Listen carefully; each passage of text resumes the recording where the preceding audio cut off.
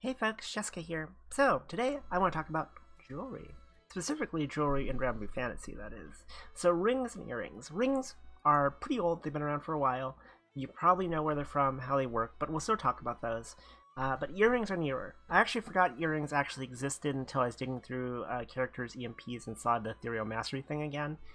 These came out a while ago. I really feel like Granblue needs like a banner at the top of the page or something, the main page, that calls out new features that aren't new characters. Because I feel like unless you read all the news blurbs or you follow Granblue on Twitter or like you routinely check out the wiki, the Granblue Fantasy wiki, you miss some. You miss some of these things, or you forget because like the way they're added is pretty subtle.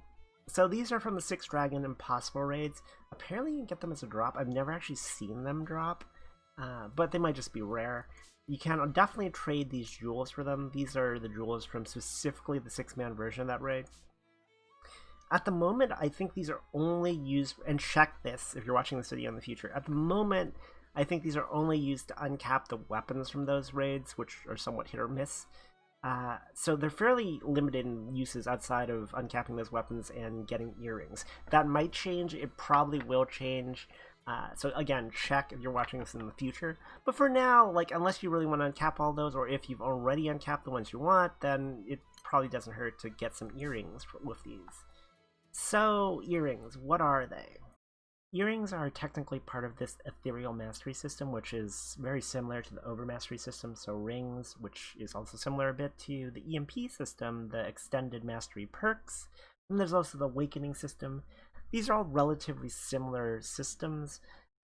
They're just small bonuses you can make to a character that individually don't make a huge difference. Some EMPs can, but for the most part, none of the individual things matter that much.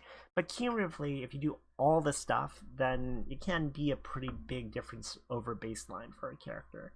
So let's look at some examples. For an example of a character, I've got all the stuff unlocked on. Holiday Narmaya. She's got Awakening 7.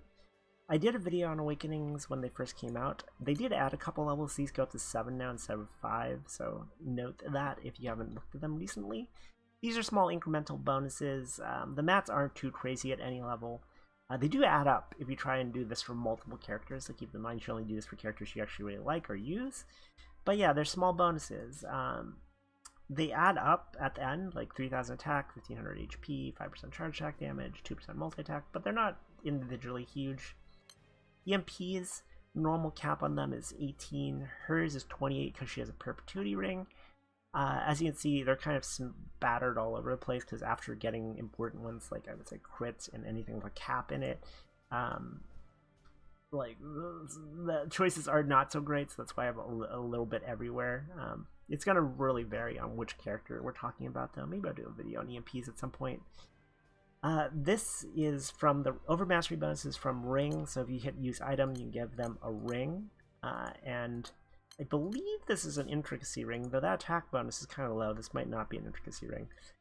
Hers specifically has charge attack damage cap on it, which I was using for one-turn kills. Like, charge attack damage cap is really important for one-turn kills. This is the earring bonus, the Aetherial Mastery, stamina 10, and then permanent mastery is the same for everyone. You give them a Perpetuity ring, this is what they get. Note that this is 5% damage cap up is pretty significant. So let's talk about individual bonuses. Okay, rings. So first thing to note, there's 3 flavors of rings: Coronation, Lineage, Intricacy. These come from a ton of sources. The Pendant Shop has them every month. You can get these as event rewards. You can get these from Unite and Fight. You can get these from Arcarum. Some raids will drop them. There's a lot of ways to get them. Next thing to note is the way this chart is expressed. Coronation rings are the worst ones. They can roll pretty much any of these bands, so you could you will get a ton of like 300 attack, 150 HP coronation rings, which are, you might as well just not ring the person if that's their ring. Lineage rings are better. They can roll like this band and up. That's basically how this chart's written, and the Intricacy rings are better still. Coronation rings would tend to have 2 bonuses: Lineage 3, Intricacy 4. You can roll more than that on them, so Coronation ring can have more than 2 stats, but again, it's going to be fairly rare. Though, if you're trying to target a specific stat, like charge attack damage cap up, which is a very common one to want for one-turn kill setups in Unite Fight, you could spam Coronation Rings on a character. You're just going to have a ton of them. You're going to get a ton of garbage stats, but you might luck into that charge attack damage cap. Definitely going to be less frustrating than blowing like 5 intricacy rings on a character, which you get a lot of these if you play the game, but you're not going to get so many that's not going to be really annoying if you spend a whole bunch of them on one character. Let's just talk through the stats real quick. Attack and HP are on everything. Debuff success, this one can be nice if it's a character like, I don't know, Quatra or something, where you want to more reliably land a gravity. Skill damage cap, important for skill damage characters like Kalulu, Black Knight. Charge attack damage and charge attack damage cap are good for one-turn kill setups. Crits, alright for really anybody. Enmity and stamina, alright for really anybody. Defense, all these are relevant. Healing's kind of an awkward one to get sometimes. Like if you get on a dark character, it's not necessarily the best thing. Or if you get it on a character that doesn't heal, because that can happen. You can get debuff success on a character that doesn't have debuffs. You can get healing on a character that doesn't heal. That's always awkward, but it happens. It's fine. Usually you just want, like, you're targeting 1 or 2 stats. The best ones here are probably stuff like triple attack, enmity or stamina, anything that's caps, so skill damage cap up or charge attack damage cap. But yeah, you can get debuff resistance, dodge, double attack, and triple attack also. So these are the basic figures. A thing to note is, like, these are random. I'll show you some examples actually. So Dark's Unite Fight is next, but I already have decent rings for all my dark characters, so Light should technically be the next Unite Fight after that one. Watch it not be. But that being the case, I haven't really worked on like a one-turn kill setup for Light. I would probably use Rabomi in my one-turn Light setup. So because she has unworldly light damage, she charge attacks for a lot. So let's look at her rings real fast. Okay, so she's probably got like a lineage ring, judging from these stats. If I were to use her for one-turn kill, I would obviously want... Oh, hey, I'm Peter. I apparently don't play Rabomi that much. So for EMPs, I would want charge check damage caps. Let's just do that real fast. And then we're doing this live, so you're gonna watch me blow some rings. I would probably also want charge attack damage cap from her ring. So right now she's got attack, crit rate, whatever. So I'm gonna roll a few coordination rings, and you'll just get to see what this looks like. But coordination ring, bam. Whenever you roll a ring, it's gonna give you option to accept the new bonuses or keep the old one. I would rather have lower stats to have crit rate, so let's hit cancel on that. And you can blow through a ton of rings like this.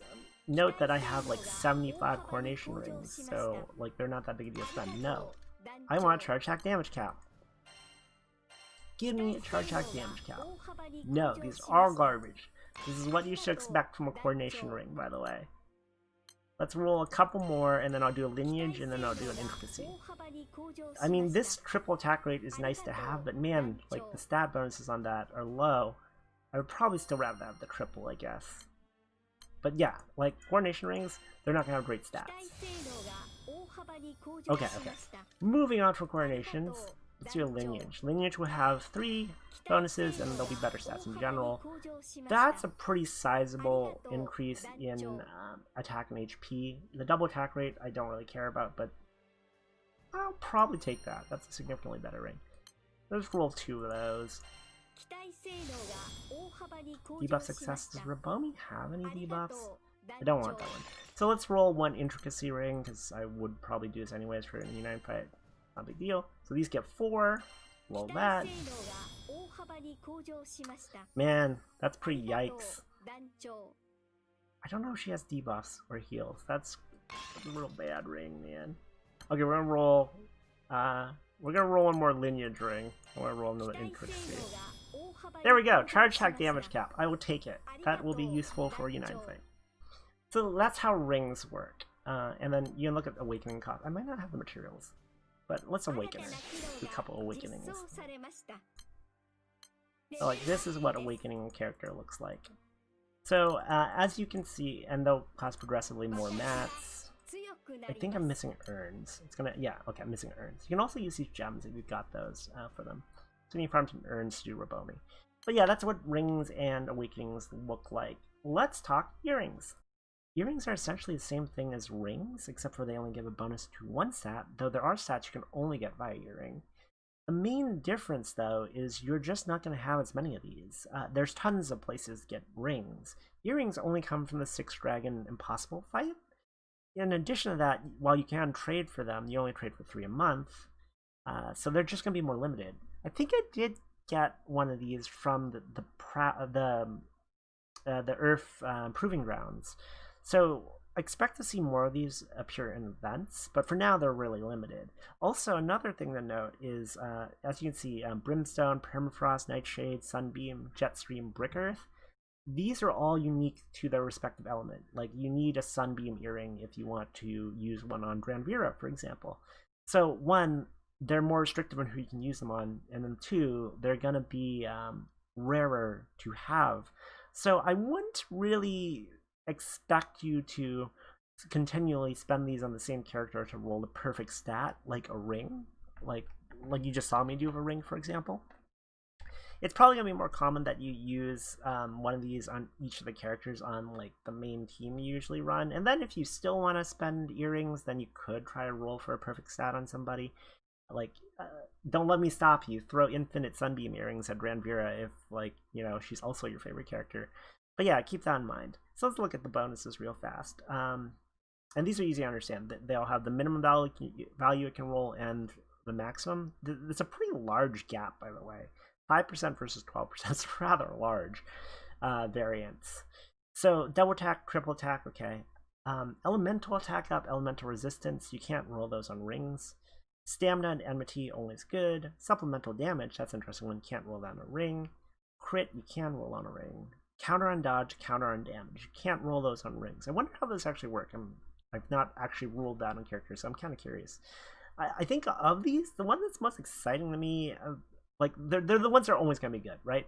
Triple attack, stamina, enmity, sure, always going to be good.